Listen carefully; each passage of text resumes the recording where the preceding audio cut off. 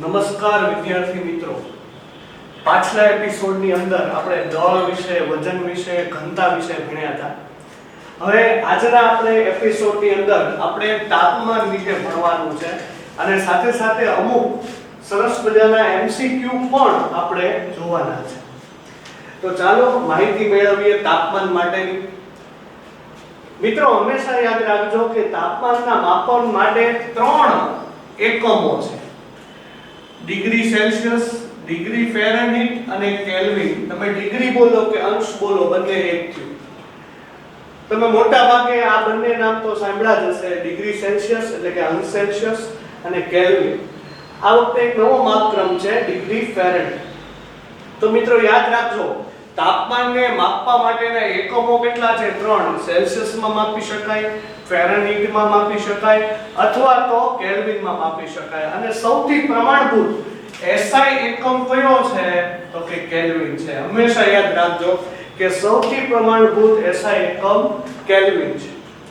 બીજું મિત્રો, તમે માર્કેટની અંદર છે ઈ થર્મોમીટર લેવા જાઓ તો સેલ્સિયસ વાળા થર્મોમીટરમાં 0 ડિગ્રી સેલ્સિયસ થી 100 ડિગ્રી સેલ્સિયસ સુધીના કાપા એટલે કે અંકન કરેલા તમને જોવા મળે છે. એવી રીતે તમે ફેરનહીટનું થર્મોમીટર લેવા જાઓ તો 32 ડિગ્રી થી 212 ડિગ્રી સુધીના કાપા છે ત્યાં અંકિત જોવા મળે છે. તમને એની ઉપર જોઈ શકો છો 32 ડિગ્રી થી 212 ડિગ્રી સુધીના. તો મિત્રો યાદ રાખજો કે સેલ્સિયસ વાળા થર્મોમીટરમાં ક્યાંથી ક્યાં સુધીના કાપા હોય છે, ફેરનહીટ વાળા થર્મોમીટરમાં ક્યાંથી ક્યાં સુધીના કાપા હોય છે, અને ફેરનહીટ, સેલ્સિયસ અને કેલ્વિન આ ત્રણેય વચ્ચે સંબંધ છે ને, મેં અહીં આગળ લખેલો છે. આ સંબંધ મિત્રો ખૂબ જ ઇમ્પોર્ટન્ટ છે. કડકડાટ આ સંબંધને છે એ પાકો કરી નાખજો. આ સૂત્ર છે. આપણે ફેરનહીટમાંથી સેલ્સિયસમાં જવું હોય, સેલ્સિયસમાંથી ફેરનહીટમાં જવું હોય તો આપણે આ મેળવી શકીએ. ફેરનહીટ બરાબર 9/5 ડિગ્રી સેલ્સિયસ વત્તા 32 એટલે કે સેલ્સિયસની કિંમત અહીંયા મૂકો તો તમને ફેરનહીટમાં જવાબ મળે. એવી રીતે કેલ્વિન બરાબર ડિગ્રી સેલ્સિયસ વત્તા 273.15. ઘણીવાર 0.15 ને આપણે ધ્યાનમાં નથી લેતા, ડિગ્રી સેલ્સિયસ વત્તા 273 જ આપણે લઈએ છીએ. અને મિત્રો એક વસ્તુ ખાસ યાદ રાખજો, પછી આપણે દાખલાની પ્રેક્ટિસ શરૂ કરી દઈએ.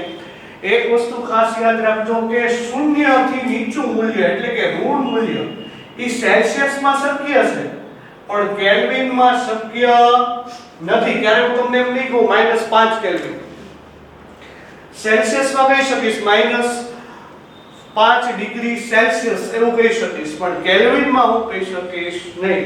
તો ઋણ મૂલ્ય છે એ કેલ્વિનમાં શક્ય નથી. તમે અહીંયા જોઈ શકો છો કે +273 એમાં ભળી જાય એટલે ઋણ મૂલ્ય એમાં શક્ય નથી. તો ચાલો આપણે આગળ વધીએ. હવે નાના નાના પ્રશ્નો આપણે જોતા જઈએ. તમને એક સરસ મજાનો સવાલ પૂછ્યો છે કે પાણીનું ઠાર બિંદુ ફેરનહીટ અને કેલ્વિનમાં મેળવો. પાણી કયા તાપમાને ઠરે? પહેલા તો તમને પાણીનું ઠાર બિંદુ ખબર હોવી જોઈએ. એટલે હું અહીંયા લખું છું કે પાણીનું ઠાર બિંદુ કેટલું હોય? 0 ડિગ્રી સેલ્સિયસ. હવે આપણે ફેરનહીટમાં ગોતવાનું છે અને સેલ્સિયસમાં ગોતવાનું છે. તો પહેલા ફેરનહીટમાં આપણે ગોતી લઈએ. ડિગ્રી ફેરનહીટમાં બરાબર 9/5 ડિગ્રી સેલ્સિયસ વત્તા 32 આપણું સૂત્ર છે. 9/5 સેલ્સિયસની જગ્યાએ હું કેટલા મૂકીશ? 0 ડિગ્રી સેલ્સિયસ વત્તા 32. હવે વિચારો, અહીંયા સેલ્સિયસની જગ્યાએ હું મૂકી દઈશ 0. બરોબર? હવે વિચારો, આખું 0 થઈ ગયું તો જવાબ શું આવ્યો? 32 ડિગ્રી ફેરનહીટ. આ તમારો સાચો આન્સર. હવે ઈને માપ છે આપણે કેલ્વિનમાં અહીંયા મેળવી નાખીએ. કેલ્વિનમાં મેળવવું તો સાવ સહેલું. કેલ્વિન બરાબર ડિગ્રી સેલ્સિયસ વત્તા 273 ડિગ્રી સેલ્સિયસ છે 0 વત્તા 273 બરાબર 273 કેલ્વિન. લ્યો એક દાખલો પૂરો. હવે બીજો દાખલો આવો છે કે પાણીનું ઉત્કલન બિંદુ ફેરનહીટ અને કેલ્વિનમાં મેળવો. પહેલા તો તમને પાણીનું ઉત્કલન બિંદુ ખબર હોવી જોઈએ કે પાણીનું ઉત્કલન બિંદુ કેટલું છે 100 ડિગ્રી સેલ્સિયસ. હવે સેલ્સિયસ માંથી એને ફેરનહીટમાં ફેરવવાનું છે. ફેરનહીટમાં ફેરવવા માટે તમારી પાસે સૂત્ર છે ફેરનહીટ ડિગ્રી બરાબર 9/5 ડિગ્રી સેલ્સિયસ વત્તા 32. હવે જો 9/5 સેલ્સિયસ ની જગ્યાએ 100 વત્તા 32, 5 એકા 5 અને 20 પંચા 100, 9 દુ 18 એટલે 180 વત્તા 32 બરાબર 212 ડિગ્રી ફેરનહીટ. લ્યો આ તમારો સાચો જવાબ. આગળ વધીએ. કેલ્વિનમાં ફેરવવું તો સાવ સહેલું છે. કેલ્વિન બરાબર ડિગ્રી સેલ્સિયસ વત્તા 273, 100 વત્તા 273 બરાબર 373 કેલ્વિન. મિત્રો વધારામાં મેં તમને એક્સરસાઇઝમાં 3 આપ્યા છે. નીચેના માપદંડને ફેરનહીટમાં ફેરવી શકશો ને? સેલ્સિયસ માંથી ફેરનહીટમાં ફેરવવા પહેલું સૂત્ર તમારે લગાડવાનું. આ પણ તમારે લખવાનું છે HW હોમવર્કમાં. પછી જો નીચેના માપદંડને ડિગ્રી સેલ્સિયસમાં ફેરવો, કેલ્વિનમાં આપ્યા છે, કેલ્વિનમાંથી સેલ્સિયસમાં જવું હોય, જો કેલ્વિનમાંથી સેલ્સિયસમાં જવું હોય તો શું કરવાનું? 273 માંથી બાદ કરી નાખો. જો આ સેલ્સિયસ છે એને સૂત્રનો કરતા બનાવો તો K - 273. તો આ પણ આવડશે. આ પણ તમારે HW એટલે કે હોમવર્કમાં કરવાનું છે. ત્રીજો જો નીચેના માપક્રમને કેલ્વિનમાં ફેરવો. આ તો સાવ સહેલું. કેલ્વિનમાં ફેરવવા માટે ડિગ્રી સેલ્સિયસમાં શું એડ કરી દેવાના? 273. તો તમે જો આ બેઠું સૂત્ર છે. આ પણ મિત્રો તમારે હોમવર્કમાં કરવાનો છે. તો મિત્રો સરસ મજાના દાખલા પછી હવે બે એવા એમસીક્યુ કે જે જુદી જુદી સમયે જુદી જુદી એક્ઝામમાં પૂછાણા હોય અને આપણે જોવા પડે. સૌથી પહેલા એમસીક્યુ કયા તાપમાને ડિગ્રી સેલ્સિયસ અને ડિગ્રી ફેરનહીટ સરખા થાય છે? કયા તાપમાને ડિગ્રી સેલ્સિયસ અને ડિગ્રી ફેરનહીટ સરખા થાય છે? હવે વિચારો કે બધા તાપમાન ચેક કરવાનો જ હોય. એક સરસ મજાનો રસ્તો તમને સમજાવું છું, બરોબર જોતા રહેજો. આપણી પાસે આવું સૂત્ર છે ડિગ્રી ફેરનહીટ બરાબર 9/5 ડિગ્રી સેલ્સિયસ વત્તા 32. આવું સૂત્ર છે. હવે જો રકમમાં જ કીધું છે કે ડિગ્રી સેલ્સિયસ બરાબર ડિગ્રી ફેરનહીટ બરાબર ડિગ્રી સેલ્સિયસ એટલે ફેરનહીટ ની જગ્યાએ હું ડિગ્રી સેલ્સિયસ લખી શકું. જો 9/5 ડિગ્રી સેલ્સિયસ વત્તા 32. હવે અહીંયા 5 છે,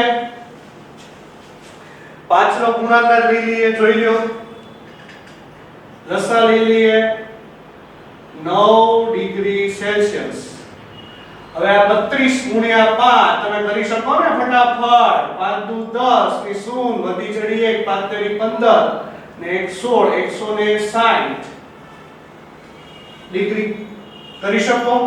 હવે આ બાજુ જો આ 5 અહીંયા જતા રહે એટલે 5 ડિગ્રી સેલ્સિયસ. ખ્યાલ આવ્યો? પહેલા આનો લસા લીધો 32 ગુણ્યા 5 એટલે 160, પછી આ 5 ને અહીંયા ગુણાવી નાખ્યા. આગળ વધીએ. હવે આને આ બાજુ લઈ જઈએ કે ઓલાને આ બાજુ લઈ જઈએ? ચાલો આને આ બાજુ લઈ જઈએ તો શું આવશે? 5 degree Celsius minus 9 degree Celsius બરાબર 160. 5 માંથી 9 જાય એટલે માઈનસ 4 ડિગ્રી સેલ્સિયસ 160. માઈનસ ને 4 ઓલી બાજુ લઈ જઈએ તો ડિગ્રી સેલ્સિયસ બરાબર 160 ભાગ્યા 4 માઈનસ ચોકે ચોકે 16 એટલે ડિગ્રી સેલ્સિયસ બરાબર માઈનસ 40 ડિગ્રી. જો તમારો આન્સર આવી ગયો. આનો જવાબ આવશે બી. ખ્યાલ પડ્યો? એકદમ સહેલામાં સહેલો છે એ એમસીક્યુ છે. હવે આગળનો એમસીક્યુ તમને જાતે કરવા આપવાનો છું. નો આવડે તો પછી તમે જ્યારે પણ મને મળો ત્યારે પૂછી શકો છો. 293 કેલ્વિને કેટલા ફેરનહીટ થાય? 293 કેલ્વિને કેટલા ફેરનહીટ થાય? હવે તમે વિચારો કેટલા ફેરનહીટ થાય તો આપણે સીધું કેલ્વિન માંથી ફેરનહીટ માં જઈ શકાય?